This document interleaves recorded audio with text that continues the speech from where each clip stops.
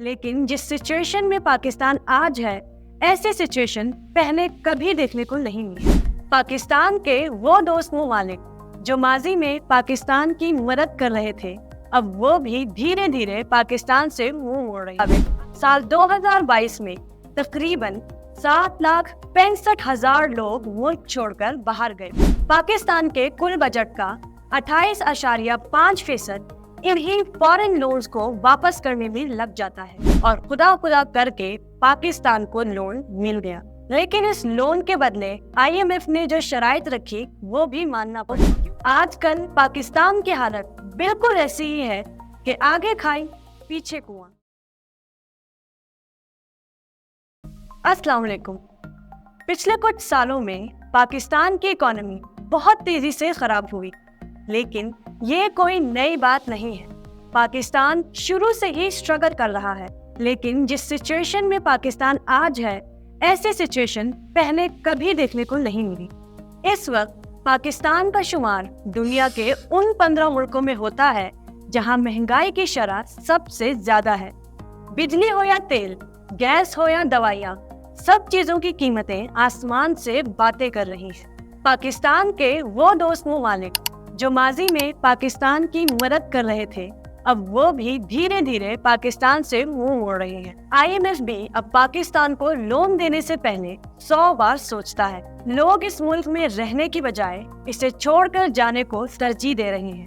एक रिपोर्ट के मुताबिक साल 2022 में तकरीबन 7,65,000 लोग मुल्क छोड़कर बाहर गए, जिनमें ज्यादातर लोग हाईली एजुकेटेड डॉक्टर्स, इंजीनियर्स और IT एक्सपर्ट्स थे। लेकिन पाकिस्तान की ऐसी हालत कैसे हुई, और वो भी इतनी तेजी से? कौन है इसका जिम्मेदार? इतनी महंगाई के पीछे कौन से अवामिल हैं? पाकिस्तान की हालत दोबारा बेहतर हो सकती है?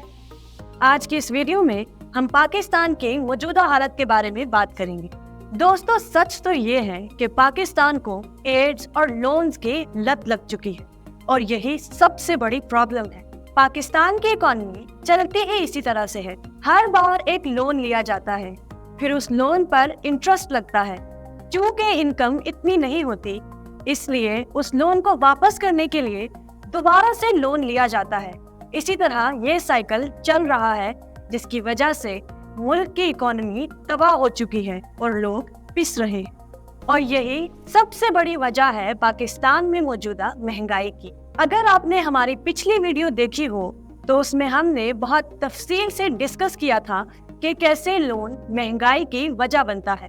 और अगर आपने हमारी वो वीडियो नहीं देखी तो ऊपर दिए गए आई लिंक पर या नीचे डिस्क्रिप्शन में दिए गए लिंक पर क्लिक करके वो वीडियो एक बार जरूर देख लीजिए।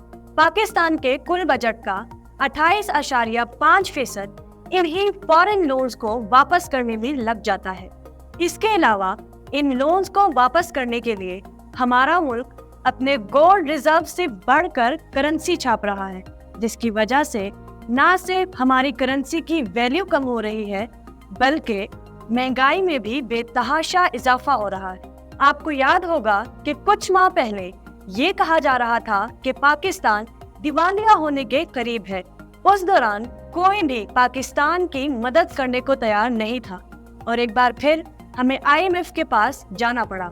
लेकिन इस बार IMF ने भी इतनी आसानी से मदद नहीं की, क्योंकि IMF भी ये अच्छी तरह जानता है कि पाकिस्तान को लोन देना तो आसान है, लेकिन वापस लेना तकरीबन नामुमकिन है, क्योंकि इनकम तो इनके पास है ही नहीं। बहरहाल कई मुज़ाकरात के बाद सब कुछ जानते हुए भी IMF पाकिस्तान की 23वीं बार मदद करने के लिए तैयार हो गया और खुदा खुदा करके पाकिस्तान को लोन मिल गया। लेकिन इस लोन के बदले IMF ने जो शराइत रखी वो भी मानना पड़ी, क्योंकि इस बार IMF ने सख्ती से कहा कि अगर आपको बेल आउट यानी लोन चाहिए तो आपको ये शराइत मानना पड़ेंगी। ये शराइत क्या थी, आप वीडियो पॉज करके देख सकते हैं। लेकिन इस डील की कुछ अहम शराइत हम आपके सामने रखेंगे। इनमें से एक शर्त ये थी कि बिजली की कीमतों में इजाफा किया जाए, और पाकिस्तान ने ऐसा ही किया। और इसके नतीजे में लोगों का क्या रिएक्शन था ये बताने की जरूरत नहीं। पिछले कुछ महीनों में बिजली की कीमतों में जो गैर मामूली इजाफा हुआ वो IMF की ही शर्त थी। इसके अलावा गैस और ऑयल की कीमतों में इजाफा भी IMF की शराइत में शामिल था। साथ ही साथ टैक्सेस में भी इजाफा किया गया, खास तौर पर GST में। दोस्तों, आजकल पाकिस्तान की हालत बिल्कुल ऐसी ही है कि आगे खाई पीछे कुआं, क्योंकि इन्फ्लेशन कम करने के लिए अगर सब्सिडीज देना चाहे तो ये IMF को मंजूर नहीं होगा, और अगर इनकम बढ़ाने के लिए IMF की शराइत माने तो लोग महंगाई की वजह से पागल हो जाएंगे। अगर देखा जाए तो ये सब्सिडीज भी जिम्मेदार हैं पाकिस्तान को इस हालत तक पहुंचाने में। अब आप सोच रहे होंगे कि ऐसा क्यों?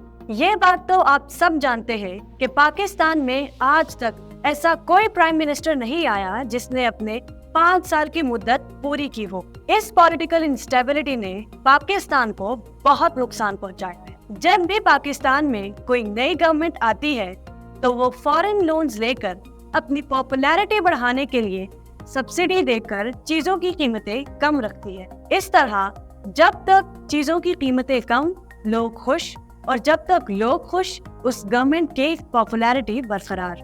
किसी ने भी पाकिस्तान की इनकम बढ़ाने के लिए सही से कोशिश नहीं की। ये चीज पाकिस्तान की इकोनॉमी को अंदर ही अंदर खोखला करती गई। तकरीबन पाकिस्तान के हर गवर्नमेंट ने यही किया। किसी ने भी लिए हुए लोन से इकोनॉमी सुधारने की कोशिश नहीं की, बल्कि हमेशा अपनी सियासत चमकाई। जब भी सरकार बदली, हर गवर्नमेंट ने पिछले गवर्नमेंट के अपोजिट डिसीजंस लिए ताकि पिछली गवर्नमेंट को नाकाम साबित किया जा सके। इसके अलावा इसी पॉलिटिकल इंस्टेबिलिटी की वजह से कोई भी बाहर की कंपनी पाकिस्तान में इन्वेस्ट करने के लिए तैयार नहीं। बात तो सच है, मगर बात है रुसवाई।